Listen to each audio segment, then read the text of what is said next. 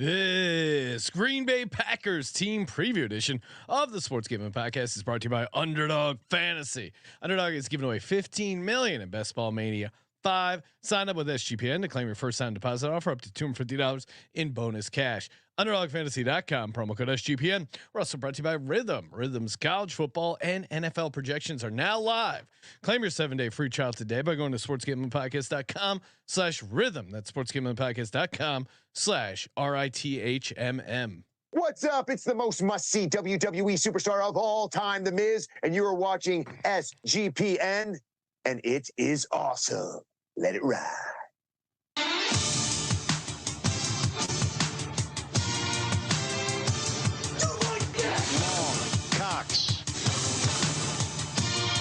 He's one of those guys who will get penetration.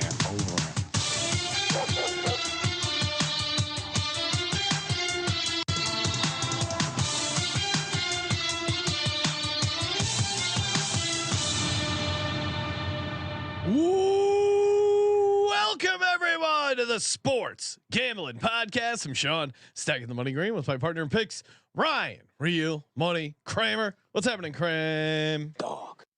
Shout out to the Brat Stop. Oh yeah, shout out to the Brat Stop. Hope they are doing well. Although we did learn, I guess We got to make a trip out there, Ryan. That's on my bucket list. According to the piece we saw on Monday, Sunday, Thursday Night Football, whatever it was. Oh, that was this was awesome. some sort of middle ground for Bears Packers. So I would have Really? assumed it was a Packers location, but they presented it almost like it was a little of this, little of that.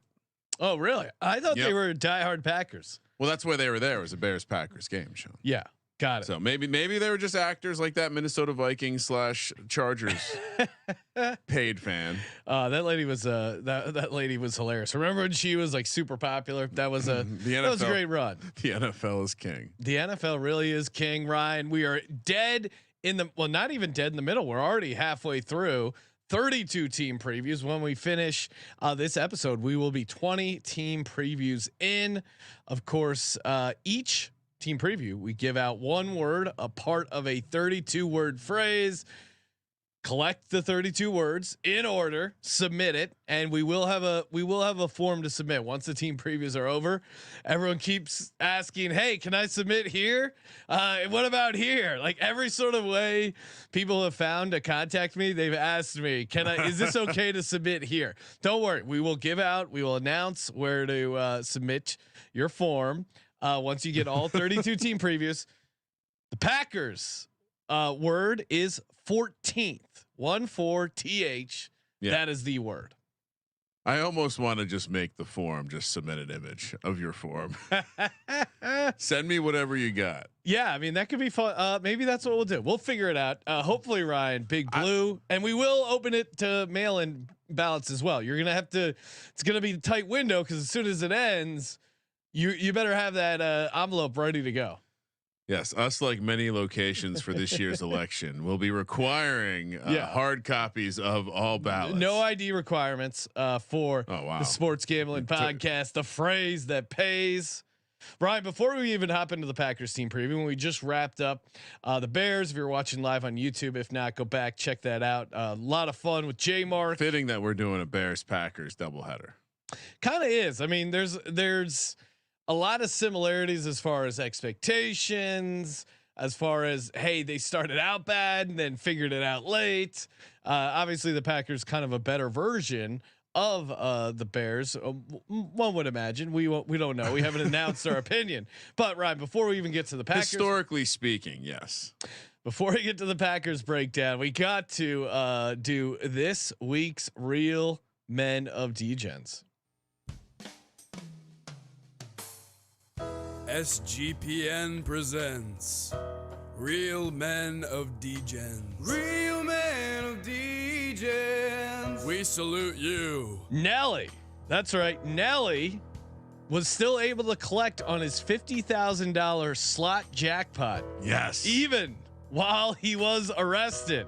That's right. The slot. How's the slot? Well, the slot was pretty good to Nelly. He won $50,000 in this in the Hollywood Casino in St. Charles, Missouri. Beautiful. He goes to collect his money.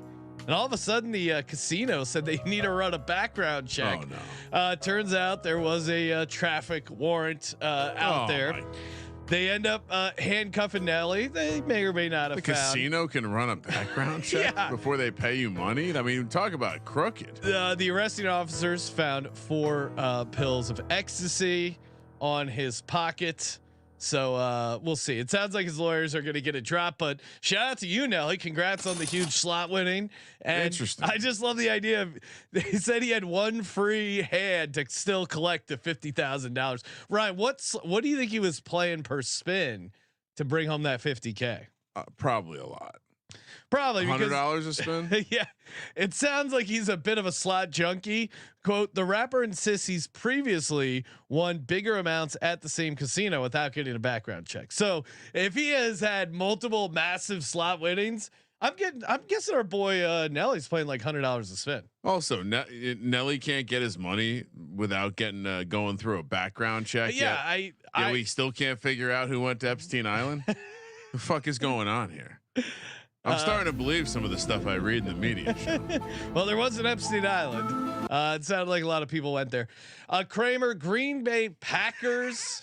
I mean, I don't know. We could do a whole show on Epstein Island, but people are here to talk about the Packers. We will be joined by the legend himself, DikPuncher, in just a few moments. But hitting on the high level stuff, of course, Packers 9-8 straight up, 9-8 ATS. Their win total was 7.5 last year. Cashed the over. Both Kramer and I were on the Packers over. That brings our 2023 total 15-5 for me, 14-6 for Kramer. I'm looking back on it. I don't know why I didn't bet all 32 win totals. I feel like I end up betting my locks and then a few more, but man, I should just fired all 32. I don't know what I'm waiting for. Coming off a good, I got to remember to tout to myself. Turnover margin dead even. Defensive DVOA 27th. Offensive DVOA coming in at 6th.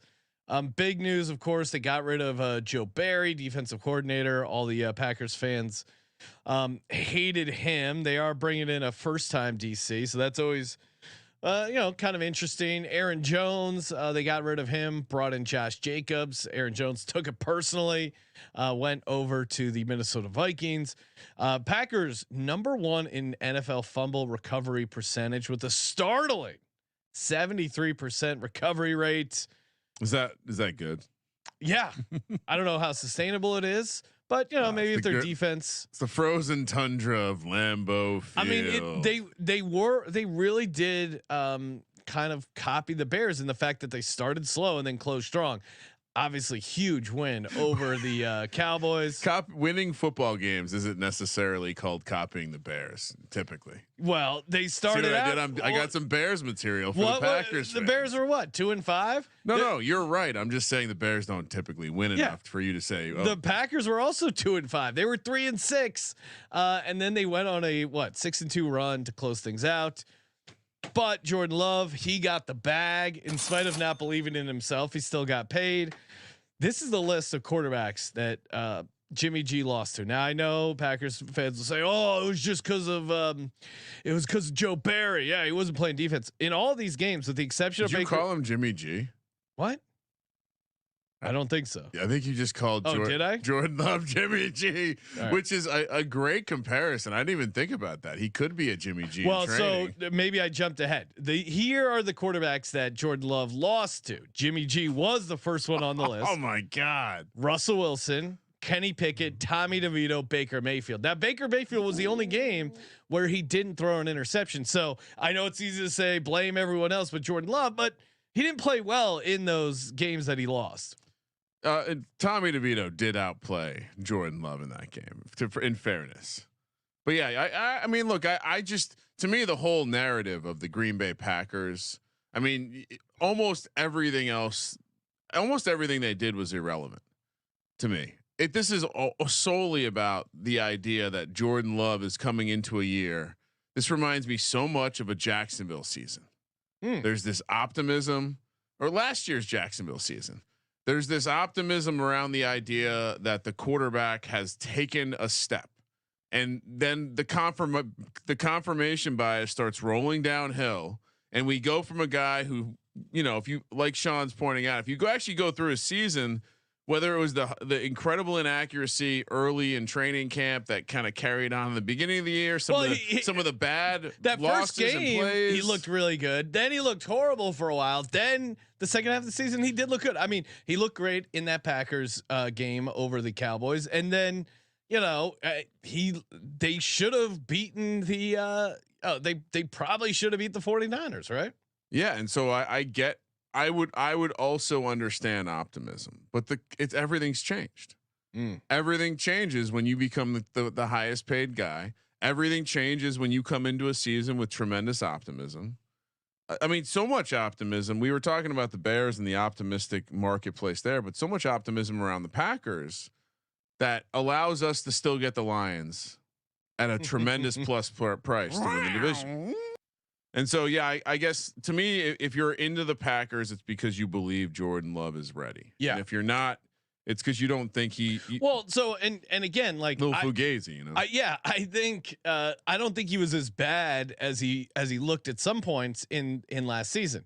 But on the other side, I don't think he was quite as good as that's a good way to I mean, he's the highest paid quarterback right now, and I know how it goes. Like, it was just basically the next guy deal. But the fact that he was even in the conversation of being the next guy to get paid, it's a little early coronation. Now, again, he looked great in that win over Dallas. I thought he played for the most part pretty well against the 49ers, but he did. The game was lost on a bad interception by Jordan Love. This is like the Trevor Lawrence 4 interceptions in the first half when he has to have this great comeback. Well, I mean, Trevor Lawrence did look pretty good against the Chiefs, and they still are. Aren't they the same guy?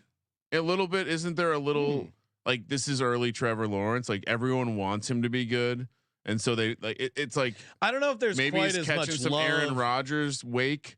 Like this is the guy replacing Aaron Rodgers. We want to see him be successful because fuck Aaron Rodgers. People do like the people do like the idea of see, you don't have to start your quarterback right away. I feel like there's people there that are kind of pushing that narrative. Or if there was a single narrative in the NFC this year that I would be like, we got to look into this. Where did all the tape go on the bad? No bad Jordan Love tape made it to any of the major media networks. I saw Easy in the chat, of course, Lions fan, pointing out he's going to regress a ton. He was there and pointing out their offensive line. Their offensive line was top 10. PFF has them 9th. Again, depending on where you get your O-line ratings. But they did face the 4th lowest number of snaps against top 10 quarterbacks by EPA. Oh, kind of interesting. Yeah, I mean they're, yeah, I know it. But then you look at some of the other stuff, like they were, they could have been an 11-win team. Like they had some moments where Sean, we've all seen a team get fucking hot. Yeah, the offense clicks, everything's working perfectly. It happens. That doesn't mean we go out and load up on the quarterback, which by the way, we had a couple conversations this offseason, Sean, the quarterback was always going to get signed because that was the GM's guy. And again, the Aaron Rodgers thing. And so I think the fact that we've gotten to where we are now, we get to see if the Packers can do it with the target on their back or a little bit of a target on their back. And again, enough for the world to think that Lions shouldn't be minus 180 to win the division. Yeah. Yeah, I mean, we'll get to it when we talk Lions, but there is more continuity with the Lions. Slightly, I do like their offensive line a little bit better. I think if you're an optimist for the Packers, you just say, "Hey, our defensive coordinator cost us games. Our defensive coordinator fucked up our entire season," and just throw him under the bus and say, "Like, hey, things are going to be completely different." We got all new players too, right? First time defensive coordinator. Let's take a quick look at the player list. And then we'll get to talking a little. We'll get punched in the dick. Yes, look out. Obviously bringing in Josh Jacobs, and Packers never do a ton in free agency. Huge. Andre Dillard, who he brings you some depth there. They did finally retire Bakhtiari after he what was his deal? No, he wasn't playing football on turf or on grass. That's what we learned last year. He was officially no longer playing football on turf or grass. It was hilarious. Every week, it sounds like Bakhtiari will be back, and I would actually like factor it into my handicap of like that sounds pretty good. Drafted Jordan Morgan, offensive tackle. I think that's good for them. I don't know how. I mean, it sounds like they're going to start him at right tackle. That'll be interesting.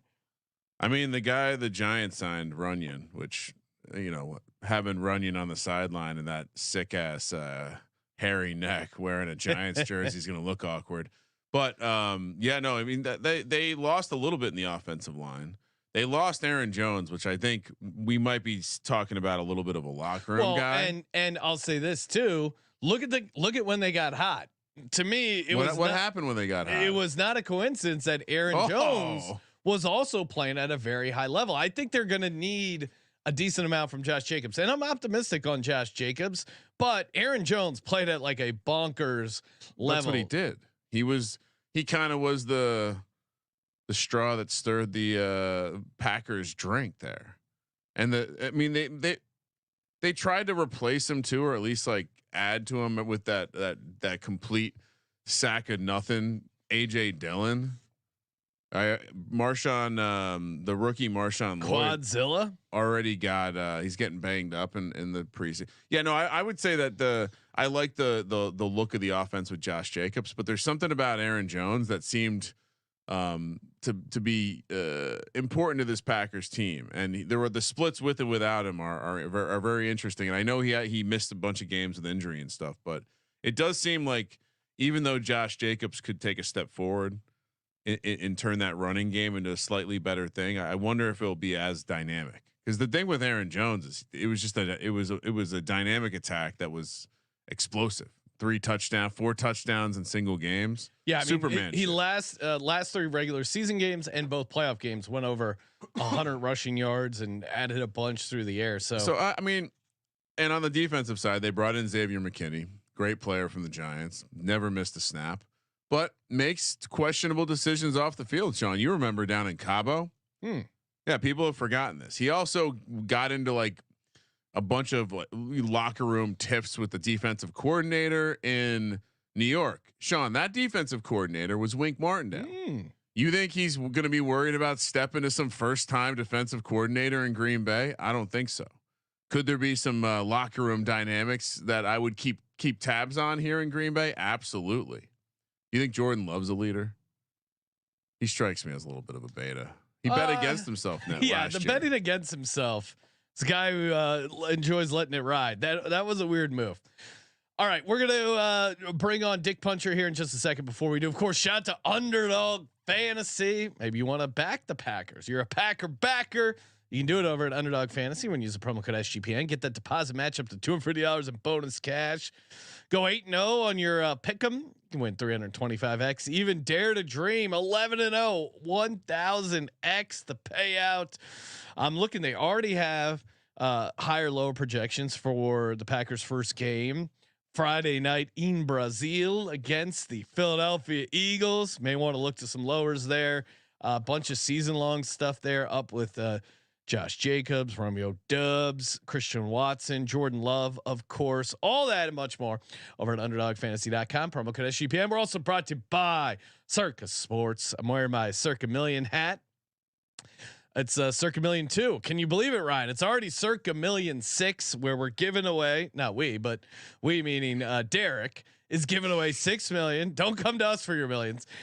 6 million in the pick'em contest, Circa Million, and 10 million guaranteed in Circa Survivor. 0% rake, 0. Doesn't earn a dime. Enter in Nevada. Play from anywhere. Of course, go to proxy.footballcontest.com. Our boy Maddie will save you $50 when you use the promo code SGP. Come out August 22nd through the 24th. We will be there all weekend. Going to be hanging out with Derek, bunch of the crew. I'm sure Big Balls. We got our VSiN show. We're going to be, they do like a radio row. You can come by, say hi. We'll be doing some podcasts, open bars, Man in the Box, Bet Detective. All of CJ's alter egos will be there as well. Get all the details over at circusports.com.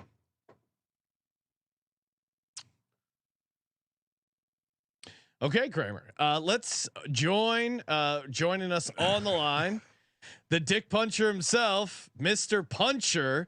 What's happening, man? Thanks for calling in. Yo, great to be here, boys. Excited to be asked. Glad to be back. football. Let's go. Let's go. Oh yeah, I mean, well, now we'll save it for the end. You got to listen to the end. You can punch the bookies in the dick at the end of the episode. I don't want you shooting your load. Yeah. Now, of course, they easy checking in on the chat saying they say the cheese logo for the Packers has holes all in it because of DikPuncher just punching left and right. He's wearing, if you're only listening to the audio, he's wearing a cheese top hat that says Bears owner with a giant, what would normally be an Incredible Hulk, but it has the Packers logo on it. I love all of it. Yes. All right, Dick, aka Mr. Puncher. Where are you at? Big picture, your Green Bay Packers. Give us your mindset coming into this 2024 season. I am I'm confident you will believe I'm too optimistic. I am very optimistic. I was also, let me explain this real quick. Going into last preseason. So before last preseason, I was extremely cautiously optimistic about Jordan Love. I was like, I hope he does well. I'm not sure. Like maybe that's a great phrase. Like I was like, it could. I didn't have crazy expectations, right? And then after the preseason, I got too excited based on preseason. I got way too excited because he was phenomenal in the preseason. And then we had the opening game against the Bears, and I mean I was calling in. I was like, he is him. And we went through a little bit of ebb and flow, and I came back down a little bit, and then off to the races. And I think he is that guy. I mean, you guys were talking correctly that like the second half of the season he did much better than the first half, of course. But even if you look at the season-long stats, right? And I want to preface this. I'm not saying he is, with what I'm about to say, he is Patrick Mahomes. Patrick Mahomes is, I'm not saying this, okay? But you look just at their to be stats, clear, right? he's not saying he's Patrick Mahomes, but the stat compared to Patrick Mahomes may surprise you. Jordan Love, 37 touchdowns. Patrick Mahomes, 33 touchdowns. Jordan Love, 13 interceptions. Patrick Mahomes, 15 interceptions. Jordan Love, 97.1 rating. Patrick Mahomes, 94.1 rating. Now you might say Mahomes was throwing to nobodies. Pretty much everybody, especially Packers haters out there. I'm in tons of NFC North, hate groups, like, rivalry groups or whatever. I'm telling you, everyone out there says, oh, well, the Packers have it's a bunch of wide receiver threes. That's what the wide receiver. So Jordan Love, a first-year starter, not a rookie, but first-year starter, is throwing to all these first-year. He broke a record for most touchdowns to first-year players. Like, and for first and second-year players, it was like every single touchdown he threw except one. Like, it was insane. The end of the season, I know you guys were talking about the interceptions and some of the losses. He ended the season 20-something touchdowns to one interception. And Pro Football Focus had him rated number 1 QB in the league from week 8 to the end of the regular season. And then in the first playoff game against the Packers, I mean, that was Jerry awesome. Still has to be like rubbing preparation H on his asshole after that one. Like that was, oh my God. So Ryan, now DikPuncher's saying he seems Jordan pretty lathered up about Jordan Love. I love his phrase. Cracked me up. Cautiously super optimistic. Yeah, we're gonna think it's too optimistic. So we know, Ryan, if we're now aware that Jordan Love is definitely better than Patrick Mahomes, this team has to be a smash. That changes things for my projection. We were on the over last year, for the record. Yes, we were. For the record, he also beat Patrick Mahomes last year. Just oh, so maybe he's better than Patrick. But what do you say to the critics who would point out his losses to Jimmy G, Russell Wilson, Kenny Pickett, Tommy DeVito, and Baker? So a lot of the those critics losses. So some of those he deserved. I mean, I'll say this. You said that Tommy DeVito outplayed him. I was at that game in New Jersey. Tommy DeVito played really well. Like Tommy DeVito played very well. But a lot of people are forgetting Jordan Love literally went down the field and won that game. And he left Tommy DeVito, like we took the lead and he left Tommy DeVito with a 2-minute drill. And then Joe Barry again, you guys mentioned this, but like, I mean, you said like, oh, the Packers fans, they might just want to throw Joe Barry under the bus. I've said this before, throw him in the Hamas tunnels that were getting flooded. Yet like this guy needs to, like, I'm so glad he's gone. am so glad he's gone. Bring on Halfley. There's a lot of optimism about it. I'm legitimately cautiously, like super cautiously optimistic. I mean, I just feel like he can't be much worse than Joe Barry. Hopefully he'll do something. There's all he this was killing it news at Boston College the last couple of years. I mean, that Yeah, program was thriving. And, I mean, as much as I hate Ohio State, you know, he did a good job there. So like, I don't know. I will see. Too many times I've got, like, last year we had 8 first-round picks on our defense. I mean, we have tons of guys. You mentioned a number of them. We picked up McKinney, like you said. We've got Rashawn Gary. We got tons of guys. It's just the schemes were, everything was terrible. Everything was terrible. And also Bisaccia on special teams, the highest paid special teams coach last I checked, and maybe it changed. No, but like. Yeah, and Rich Bisaccia, we love Rich Bisaccia. Again, reason why I was on the Packers, not only because the Packers played the Cowboys and the 49ers, but when we discovered that Rich Bisaccia was their special teams coach, like that shit does make a difference. And I think that, you know, the truth is probably somewhere in the middle, where like his 27 touchdown, 1 interception run, maybe that's not sustainable. They are going to be playing a little tougher schedule, which we're going to go through. That comes down a little bit.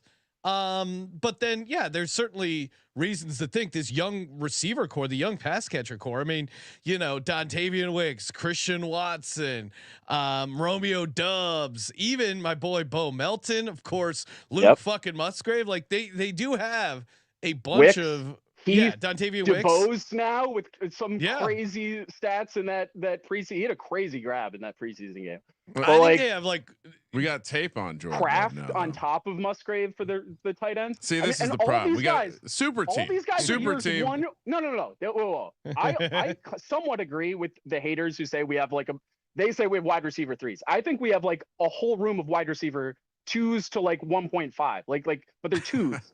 But they're all there. Like, you ask like any 3 Packers fans what order you put Reed, Dobbs, Watson, Wicks, Heath in, you will get 3 different answers. Like they're all good. They're definitely not bad. They're all good. Are they great? Not yet, but they're all first and second year players. You would expect, right? This was the first year Jordan Love was starting. This was the first year that they were on the team, or the second year, certainly the first year they were playing with Love. Yeah, I mean, to expect them to do worse after having a year together is like, I don't know. To me, that's a little crazy. Well, and Ryan, I mean, in the same reason why I like Sean Payton, I think we've seen enough of Matt LaFleur post Aaron Rodgers, or you know, these past couple of years. I mean, 13-3, 13-3, 13-4, 8-9. 9-8. Like, I think even if you're skeptical of some of the things that Packers did, I do think they have a pretty, with Aaron Rodgers, 13 win coach. Without Aaron Rodgers, not 13 win coach. That comment, DikPuncher. Well, I mean, Aaron Rodgers is an all-time great quarterback. I mean, but last year was the first year with Love. I mean, and we had a terrible defense, and our special teams was not good. So like that, and that did factor in. LaFleur, I mean, he's scheming guys open. So like do you remember that Cowboys game where we got the leak play with the tight end we got Musgrave wide freaking open? There was nobody on the screen. There was no, it was awesome. 20 yards of no defenders, right? LaFleur does that all day. He's like Shanahan in that way, and they run a similar system. And obviously Shanahan's as a Packers fan, I can't really. They've had our number. Like, yes, we did get close last year, but like, but other than Shanahan, I mean, LaFleur is he's really great. This is part of why all the receivers have looked pretty good, because you can, in the same way that Shanahan can plug and play a lot of these guys. It's hard not to laugh. Well, one, your name's DikPuncher, and then 2, you're like walking through these points with this crazy hat on, and much like Tommy DeVito, you're talking with your hands. One of which the hand is like this giant, like an old timey politician standing on a street corner. It's great. All right, let's talk win total. What are their odds, and walk through the schedule here. Of course, right now, win total sitting at 9.5. So. Double digit, make playoffs -164, miss playoffs +134, division 2-1, conference 8-1, Super Bowl 18-1. Dude, I got to start there. Do you believe you can win the division, DikPuncher? Do I believe we can win of course, Yes. I believe we can. Oh, I mean, the last time we wow. played the Lions, we smoked them.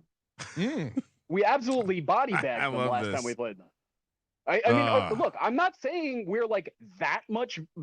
I think we're going to be better than the Lions. I don't think it's going to be a crazy difference. I think the Lions are going to be very good. I think they're going to be very good. I think the NFC North, it's going to be between the AFC North and the NFC North for which team is like, or which division is the most dominant this, or like overall, like the toughest. Well, I would say, yeah, SEC. That win in Detroit on Thanksgiving, kind of surprising them there. I think that's really what turned around this season. You know, they were 4-6 going into that game, smashed the Lions, and then won against the Chiefs. Again, fumbled the bag a little bit against the Giants and Baker, but then finished strong at Panthers, at Vikings, Bears at home. So yeah, I mean, or you could say almost lost to Bryce Young. That's another way to look at it. That was an interesting game, but yeah, I mean, I think if you're high on the Packers, you go, hey, we're pretty close to the Lions, if not, neck and neck with them. You're getting 2-1 odds on the division. Oh yeah, line. no, if I'm wrong, and he is this elite quarterback, I would say their ceiling is definitely winning the division. If you win the division over the Lions, you're a 1 seed probably. I think Josh Jacobs and what he does, in the same way that we saw a lot of and no knock on Jordan Love, but I think a big part of their success was Aaron Jones. You know, those last 5 games, 100+ rushing yards, and what he gave in the receiving game. I think that's going to be correlated to their success. I am kind of optimistic on Josh Jacobs, but if he gets banged up, or if the run game, Marshawn Lloyd doesn't fill in, you could see it getting sideways there a little bit. But I mean, just real quick, yeah. like Aaron Jones, like when he came, but you're absolutely right. He added, but we had nothing going before that. AJ Dillon, who I had been a fan of prior to like going into last season, I mean, he gave us nothing last year. Yeah. He was so bad. So we had, I mean, Aaron Jones he played the first game with the Bears, and then he was essentially out for the majority of the season, right? So you're looking at like Love didn't have a running back for like that whole portion that everybody chastises him for. Right. The second he gets a running back, boom. Right. Yes, Aaron Jones is phenomenal. I've nothing but love and respect for Aaron Jones. And he certainly has more like, crazy playmaking ability than Josh. Like Josh Jacobs is just a more standard, like does what he does and he does it well. Whereas Aaron Jones has more of the flashy stuff. I'm hoping Emmanuel Wilson for us might come. Because he's that type of runner. I don't know. I think he's better than AJ Dillon personally, because AJ Dillon can't even do what he's supposed to do, where like get the yard when you need the yard. So yeah, I don't know, I mean, AJ Dillon, he was just kind of a workout warrior. He's really not done much on the field. Yeah, well, I mean, another Boston College great just showing up to Lambeau. All right, Kramer, let's do it. First quadrant. Schedule? Let's go. Well, hopefully the Packers have a good strategy. I do know LaCroix is from Wisconsin. Maybe some sort of water situation. Make sure they drink some good American water down there. Don't come back with any stomach bugs like the Eagles are going. No way, Big Dom's checking all the faucets.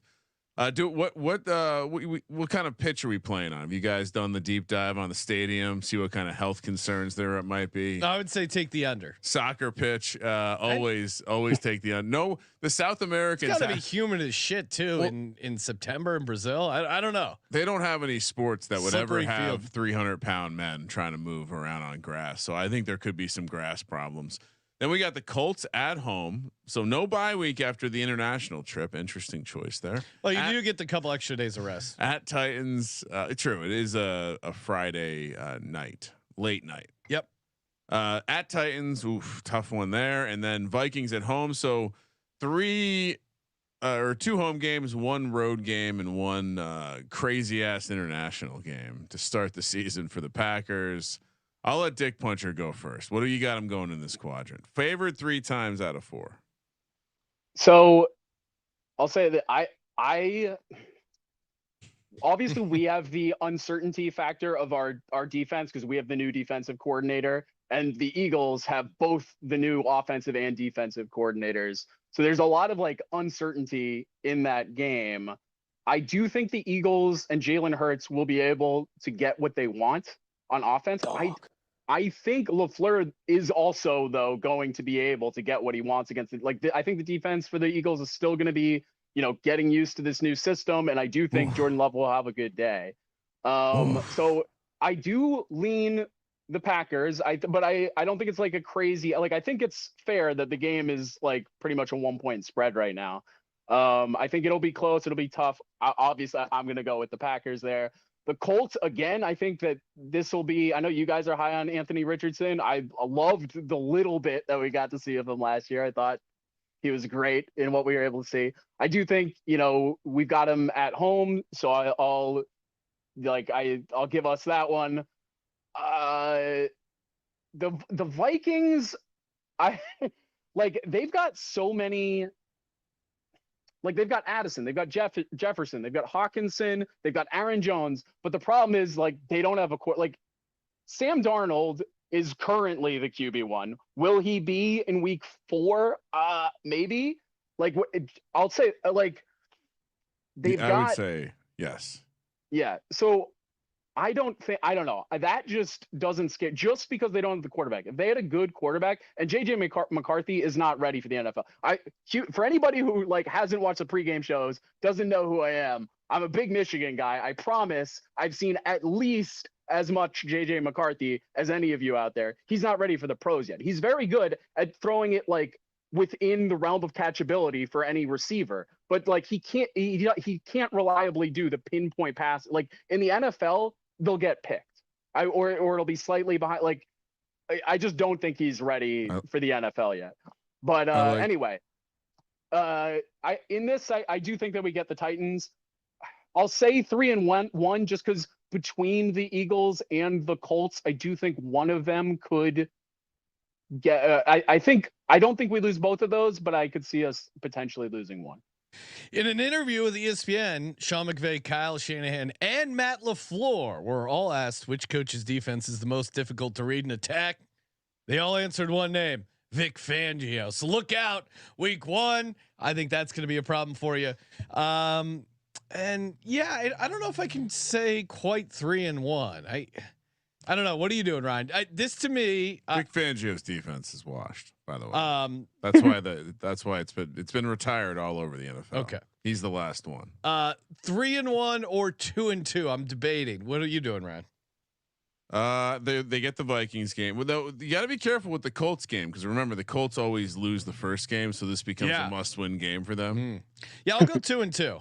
I can see. Yeah, I can see him a little rocky early, but figuring it out. Pun intended there with Rocky. Kramer, what do you got? Next 4. Sean, you're very confident about this game against the Packers. No, I'm confident about the season. I might have to go 3-1 there. All right, I'm going to go 2-2. At Rams, Cardinals at home, Texans at home, at Jags. Nothing about this screams hard. I'll be honest with you, other than little Kyler coming to town. LaFleur going against Daddy McVay in LA. Packers fans will own that stadium. I would assume they seem like one of the teams that might circle LA on the Rams, old travel schedule. So that's what is that? And maybe even Florida too. 3-1. Yeah, I think you could go 4-0 too if you want to be optimistic. Shit. What are you doing, Ryan? 3-1. 3-1. I'll go 3-1 as well. I think. I mean, because you have 2 road games, I think maybe you split the road games, win your home game. So I'll give you guys softish defenses too. Yeah, I think the secondaries. We'll see. The Rams are a bit of a wild card, but I don't know. They're not going to have a good defense, Sean. What do you got? What do you got for this 4 here, DikPuncher?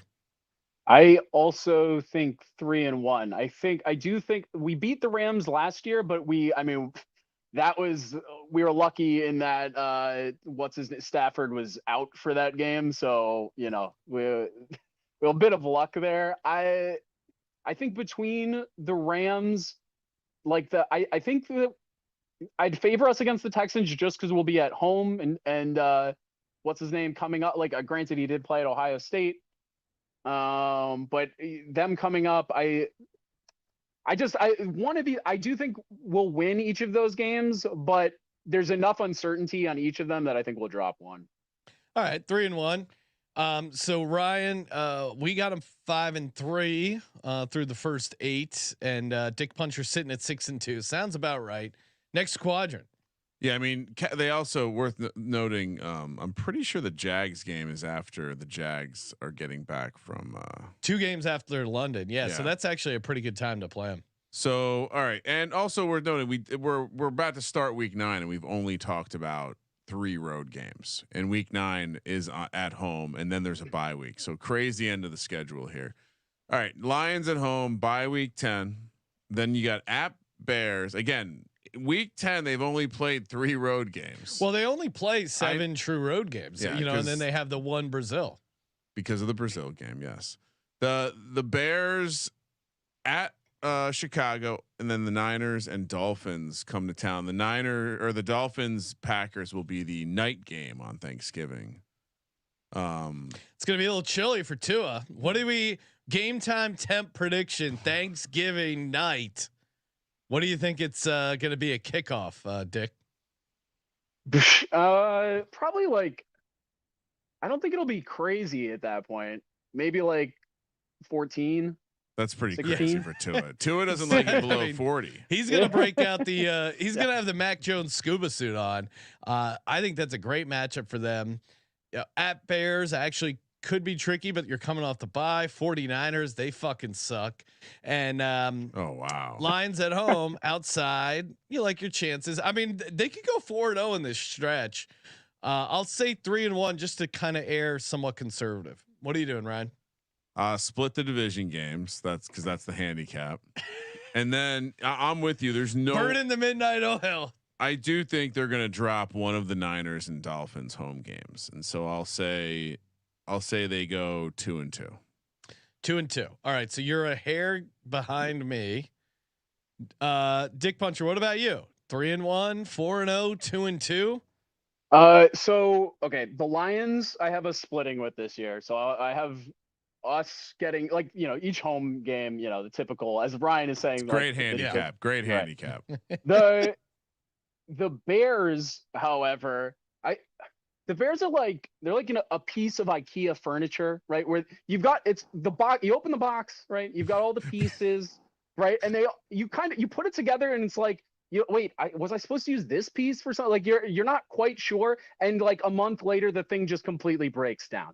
And that's the Bears. And they winners win, losers lose. The Bears lose. It's been 5 straight years of Packers win, Packers win, Packers win, Packers win, Packers win, Packers win, Packers win. Like Ryan, I have to question, the handicapping of, well, within the division, all teams split, because that's not what the Bears do. That's not what the Bears do. Right. We need an NFC North flow chart. I'm projecting forward here. This is a new Packers Bears rivalry. The Bears finally have a quarterback. I'm projecting a little bit. I'll say 3-1 in this stretch. I have to give respect to them. I do think the Niners are within the regular season, that's kind of the Super Bowl for, the Packers, obviously, because we hate them more than anybody at this point. They've just taken our souls away so many times. But so I agree with between them and the Dolphins, probably drop one. I'm seeing some of the records in here. Easy, even a Lions fan. Oh wow. Has you guys at 6-6. Tomcat has them 7-5.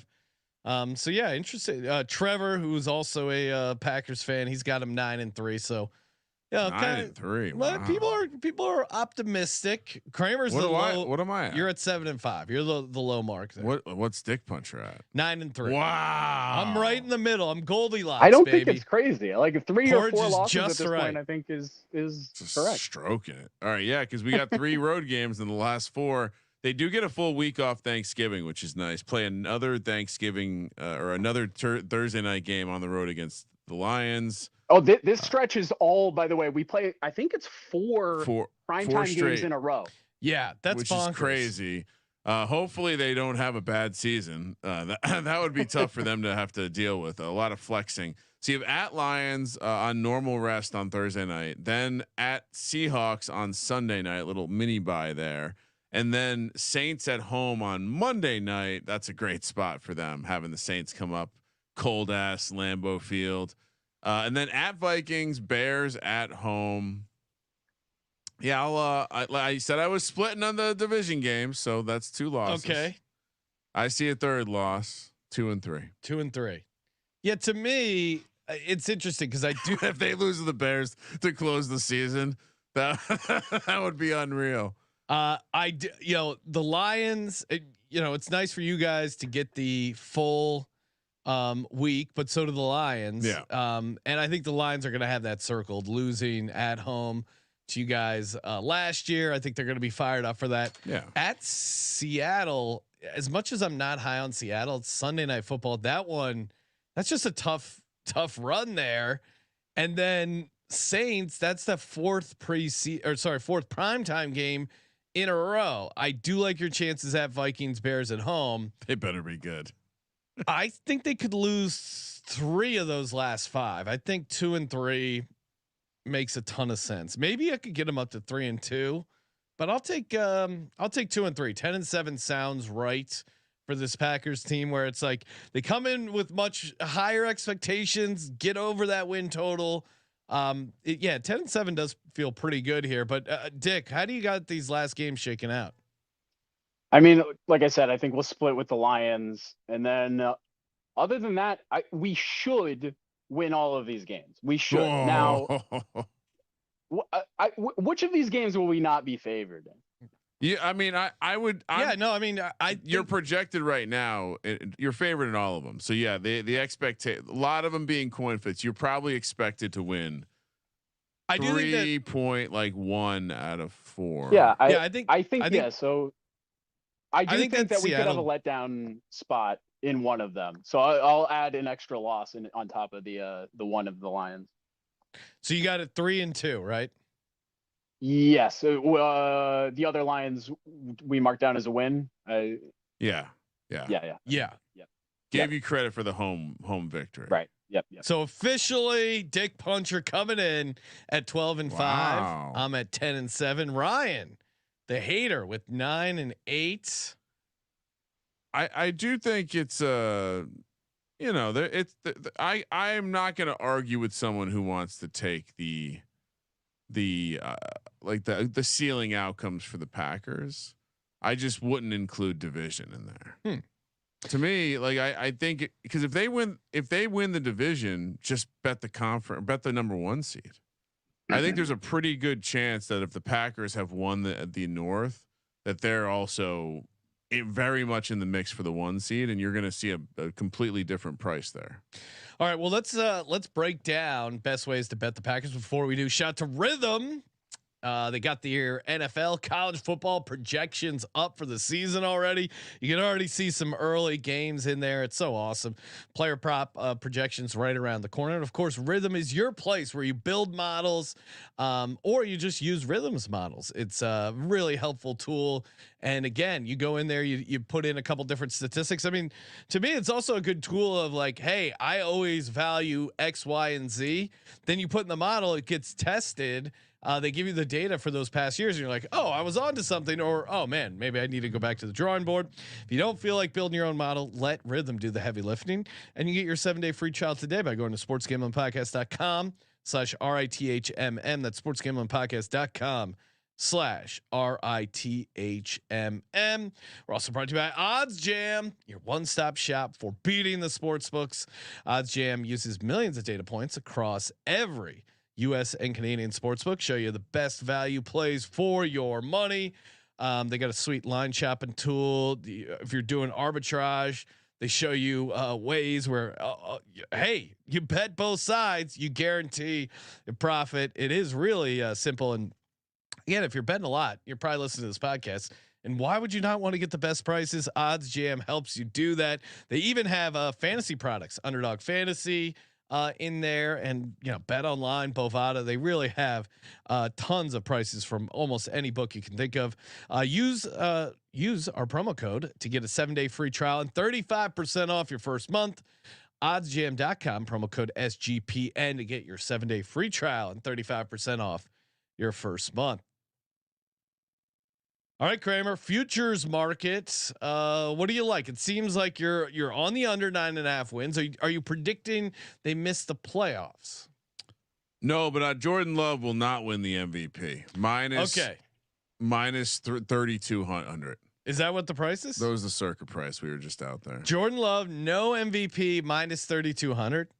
All right. Anything else jumping out at you? How is he the fifth favorite to win the MVP? Well, Sean? because to your point, Ryan, He's got shorter odds than Jalen Hurts, Sean. Well, to your point, they're expecting him to pick up where he left off. He ended the season very strong. And as we know, the MVP comes from the number 1 seed. So if you think the Packers have a decent shot to get the number 1 seed, there might be some value in instead just betting on Jordan Love MVP. I'm guessing, to me, it's probably got too much heat, too much cooking. Too much heat. For me. And to my earlier point, division price for the Packers, anywhere from 200 to maybe even some 225s out there. Number 1 seed market has them listed at 9-10 to 1. And so I think if you're looking at the ceiling, it seems like you have to include a piece of that. But no, I'm not interested in anything positive. Oh wow. I don't know if I want to miss the playoffs though. Okay. Because the more as we dove into the NFC, I really do think there's a decent shot that we could once again be looking at a 9-win, maybe even an 8-win playoff team. Well, what's the make playoffs price? It's like minus 160. They're favored, It's like right? minus 155 to 60. Yeah, okay. It's a pretty heavy favorite. So I don't know if I feel strongly enough that Jordan Love will completely suck. And to the points that have been made here, he should be like, his floor should be decent. The team's floor, more importantly, should be decent because of the coach. And so, yeah, I don't think I want to fade it. And plus, I don't want to take the short plus odds on the missed playoffs. So yeah, I'll take over 9.5 wins, make playoffs minus 160. Wow. We talked about Josh Jacobs. I know there's some efficiency concerns, but I think a lot of that was he was a year off of, I think a lot of it may have just been him dealing with that injury, etc. I think the Packers knew what they were doing and bringing Jacobs over here. I still think he's got like a couple good years left, and Matt LaFleur isn't afraid to have a workhorse. Josh Jacobs, most rushing yards in the NFC North, plus 250. I like that. Who are you competing against there? Swift. Yeah. Aaron Jones. No, thank you. Or one of the backs in Detroit. I think the backs in Detroit splitting, I think to me creates some value where I think, Marshawn Lloyd's interesting for deep fantasy stuff, etc. But I think it's a fun angle. I think Josh Jacobs is going to be a workhorse for Matt LaFleur, and we there's definitely some correlation between the running back success and Jordan Love's success. So I think they're going to want to pound the rock with him. I will also throw in now, big Luke Musgrave fan. Oh boy. This is, I almost want to put a warning on this one. Luke Musgrave, most receiving touchdowns in the NFL, 200 to 1. That's you're talking. That's a number. Let's go. All right. Hear me out. I'm listening. Clearly they spent a lot of draft capital on him. Now Tucker Kraft is interesting, certainly, but he was dealing with that pec, and he's back at practice. I know, I follow the league, but I think Luke Musgrave is ahead enough that he is going to be the go-to guy in the red zone when it comes to the tight end. And we mentioned it with the pass catchers. There are so many talented receivers on this roster. They might kind of take away from each other, but I think Luke Musgrave establishing himself as the dog, as the go-to guy, is very plausible. So you look at the Green Bay Packers. Well, if you go back to 2020, there was a guy by the name of Robert Tonyan. No one saw him catching 11 touchdowns. Big Bob Tonyan.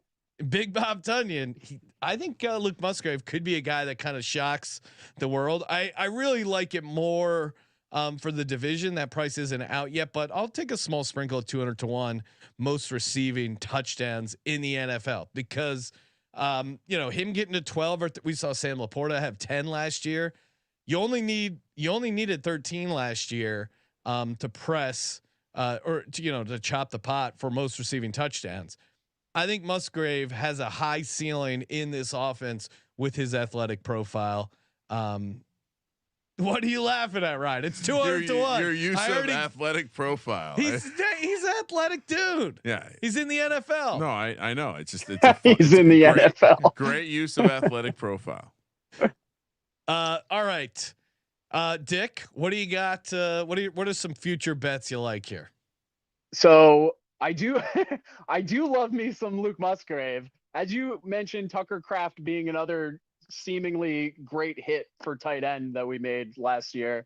That does enter into the equation. And also just, I mean, we've got at this point, we've got more receivers that like we've mentioned Reed, Dobbs, Watson, Wicks, Heath, Melton, DeBose at this point. Like we got more receivers than McCarthy has, I don't know, takeout menus saved at his home. Oh, wow. Right? That's just shaming. I thought you're going to do like more chins in a Chinese phone book or whatever that the old joke is. But yeah, so it's just, there's so much Love last year spread the ball around so much. Like we didn't have a 100-yard receiver until notably Aaron Jones came back. And then B, it was Bo Melton, who was off the practice squad that week where he got 100+ yards. And that was week, like, I don't know, 9, 10, something like that. We hadn't had a single one. So like he's spreading it to all the guys. So it's tricky picking one guy. I do think for like season-long fantasy, you know, in like deep wide receiver things, like any given guy could be a good, you know, could go off any given week, but you wouldn't want them to be your number one thing because it's not reliable which guy will get that piece of the pie, you know, consistently. I like your Josh Jacobs call, especially in the division, just because of how the running backs are split up. I do think Detroit has a phenomenal run game, but like you pointed out, they're going to be splitting it. And the Vikings last year had literally, Aaron Jones is phenomenal. They had no run game whatsoever last year. I don't think it's going to get any better, especially if they're having problems at quarterback. So I do think that is a very interesting bet. I'll have to like tail that one. Of course, so I don't think making playoffs is worth the bet at -155 or -160, especially because like win the North is around, like I saw it on DK today at +225. So I think I'd rather get that value and bet like, because if you're going upside, I just think it makes more sense to take the +225 and it's like, all right, okay, will we do better than the Lions? I wonder what their price is to just get the wild card. That seems like the exact market. I had discovered that market and it slipped away from me, but that might be an interesting play because like to me if they're beating the Lions, I'm back to the number 1 seed market. So do you go as high as number 1 seed? I got you down for the division. Are you tossing in conference? How hard of a dick are you punching here? Yeah, so I actually would like winning the conference more than I'd like getting the 1 seed in the regular season. Because again, I think the NFC North is like, it's going to be tough.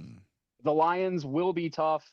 I think the Bears do have all these pieces. Now, granted, they're the Bears. They're losers. They do have a lot of pieces, right? Like, I mean, they got Roma Dunze, right? They got Keenan Allen. They've got all these DJ Moore. They've got all these guys, right? Swift, like, but you know, they're gonna find, and Caleb Williams, like, they're gonna find a way to screw it up. They're the Bears. But it will be tough. It will, you know, we will be the black and blue division this year. We will beat each other up. So like, I don't know about the 1 seed. I actually like winning the NFC conference more than I like. Yeah. Are you playing your buddy Jordan Love MVP?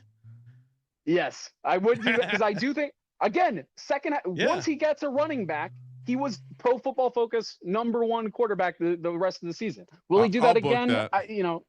Well, and he did. I mean, he threw for what, 31, 32 passing touchdowns last year. Like, He, I think it was more than that. Got it written down. He's got what it takes. 37. I think he was number 2. I think it was only Dak ahead of him in total number of. No, sorry, 32. I double checked it.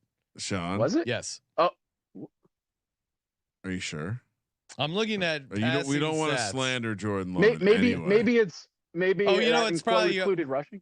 Yeah, you're probably including postseason. Yeah, that's Okay. what it is. That's okay. So he did throw 37. 5 were in the postseason. I will toss this one out, and this one might hurt a little, Dick.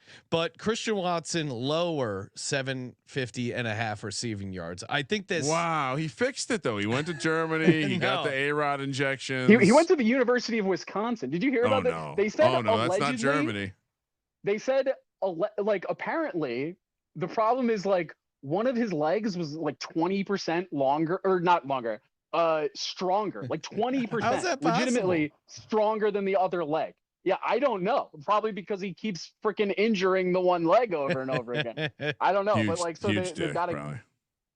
Yeah, it's weighing him down. So there, I mean, you look at both. He's going into his third year. 611 his first year. That's with 14 full games.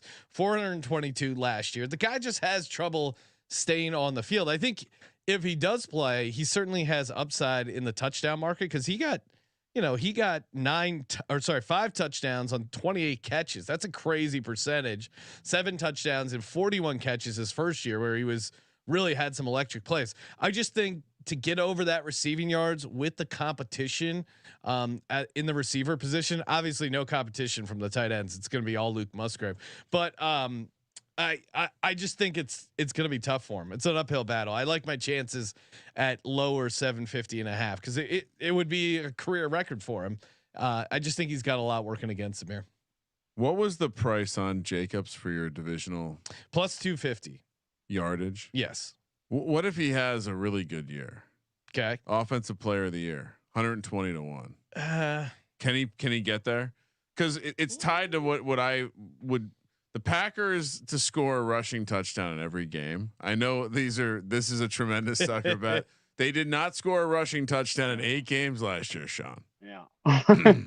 Again, Aaron Jones wasn't in a lot of those. It's exactly. That's my point. It's 100 to 1.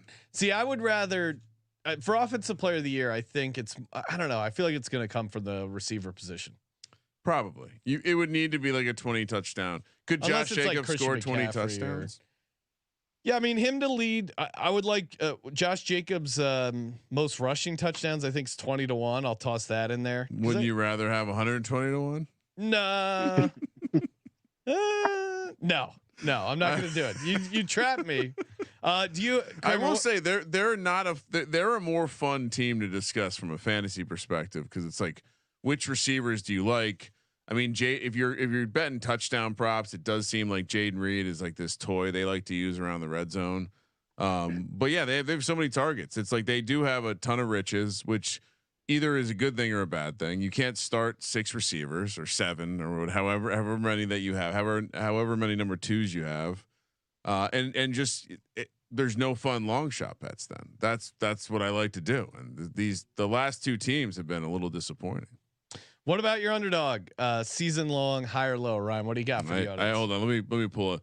I was underdog may have been causing our stream to break, so we're not happy with them right now. Again, you can have the conversation about the fantasy stuff a little easier with the Packers because you got all these options. And to me, the Jaden Reed touchdown angle is the one. I'll say something nice about this team. I do think that when you certain coaches, like very clearly when you listen to the way they talk about Jaden Reed, I know I've seen the stuff about Romeo, your guy, Sean, and how like he's still very much in the mix, but Jaden Reed around in the red zone led this team in red zone opportunities. That would not surprise me. So I'll just take the higher 4.5 receiving touchdowns. I do think this offense is going to be good. Like it's hard to make a case for the offense being horrible, and so yeah, Jaden Reed not scoring 5 touchdowns seems unlikely. Mr. Puncher, any other final plays you like before we wrap things up? I actually agree with you on the Christian Watson. That, like I said, it's so many mouths to feed in the receiving game, and then you add in Tucker Kraft and Luke Musgrave, and it's a lot. So, I do think that it's going to get spread out a ton.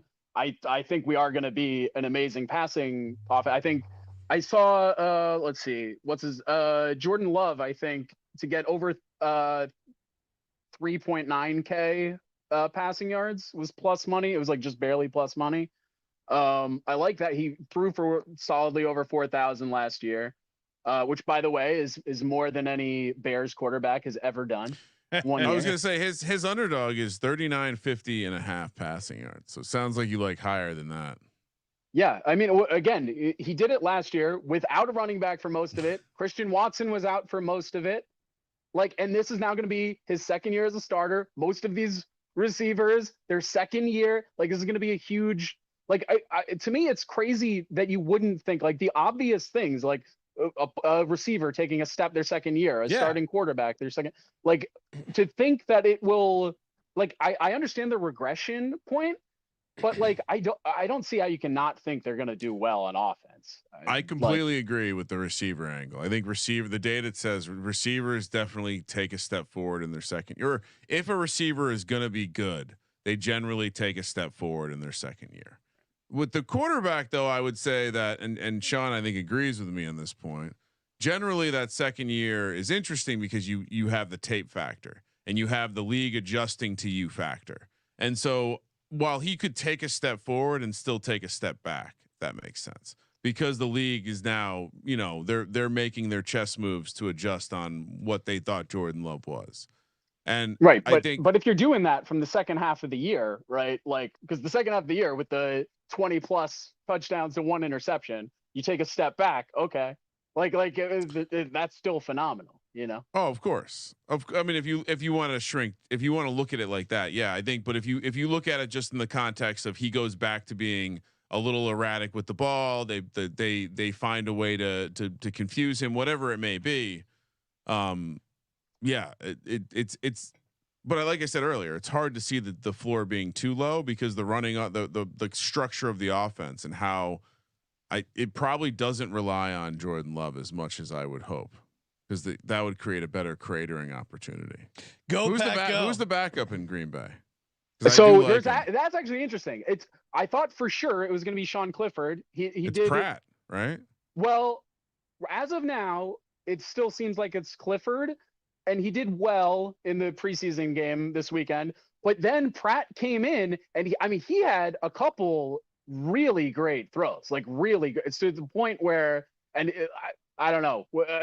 Clifford's going to be kept awake at night by Pratt is legitimately chasing him down. So I don't know, but I think both of them are decent. Yeah, no, Pratt's a gamer. We watched it in college. He definitely made us some money. He's just one of those guys that will run through a wall. All right, let's take a look at our best bets and then maybe Mr. Puncher take us out. So, which by the way, I also want to tease in a future. I think next episode. So whatever we will. There's going to be a new drop on the show. Really? DikPuncher said something. He probably is going to go back and be like, "Damn, I didn't realize I said it in the moment." Oh, but boy. it will turn into a. Yeah, we'll tease it, but it's going to be fucking hilarious.